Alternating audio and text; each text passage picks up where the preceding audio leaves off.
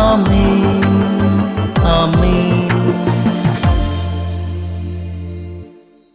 യേശുവിന്റെ ഏറ്റവും പ്രിയമുള്ള കുഞ്ഞെ, ഹോസിയയുടെ പുസ്തകം 12-ാം അധ്യായം 3-ാം വാക്യം.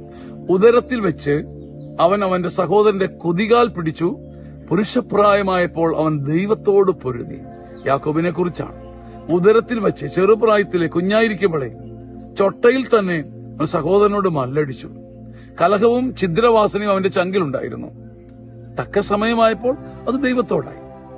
ഒരു കാലം കഴിയുമ്പോൾ ദൈവത്തെ വേണ്ട, ദൈവത്തെ മറക്കുക, ദൈവത്തെ വെറുക്കുക, ദൈവത്തോട് പരാതി പറയുക, ഇതൊക്കെ ശീലമായ ഒരുപാട് മനുഷ്യരുണ്ട്. ഇതൊന്നും ഒരു നിമിഷം ഉണ്ടായതല്ല. ഉദരത്തിൽ വെച്ച് തന്നെ അവൻ സഹോദരന്റെ കുതികാല് വെട്ടി. കുഞ്ഞായിരുന്നപ്പോൾ തമ്മിൽ സിബിലിങ്സ് തമ്മിൽ വഴക്കുണ്ടാകുമ്പോൾ എല്ലാം തമാശയായിട്ട് നമ്മൾ എടുക്കും, മാറിക്കോളും. പക്ഷെ കുഞ്ഞായിരിക്കുമ്പോൾ തന്നെ സഹോദര ബന്ധത്തിലെ വിടവ്, വീഴ്ച, തകർച്ച, മുറിവ് എല്ലാം പിന്നീട് ദൈവത്തോടായി മാറും.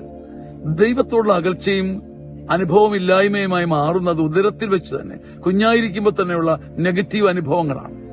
നമുക്ക് നമ്മുടെ കുഞ്ഞുങ്ങൾക്കും കുടുംബങ്ങൾക്കും സ്വർഗീയ അനുഭവങ്ങൾ കൊടുക്കാം. അവരുടെ ബന്ധങ്ങളെ ചേർത്ത് നിർത്താം. കുഞ്ഞുങ്ങളെ തമ്മിൽ സ്നേഹിക്കാൻ പഠിപ്പിക്കാം. നമുക്ക് 3 മക്കളുണ്ടെങ്കിൽ 3 പേരെയും ചേർക്കാൻ നിങ്ങൾ എടുക്കുന്ന ശ്രമം ദൈവത്തിന് കൊടുക്കുന്ന ശുശ്രൂഷയാണ്. നിങ്ങൾക്ക് 4 കുഞ്ഞുങ്ങളുണ്ടെങ്കിൽ അവരെ തമ്മിൽ സഹോദര ബന്ധത്തിൽ, സാഹോദര്യത്തിൽ വളർത്തിയെടുക്കുന്നത് ദൈവാരാധനയ്ക്ക് തുല്യമാണെന്ന് ഓർത്ത് മടുക്കാതെ ശുശ്രൂഷ ചെയ്യണം.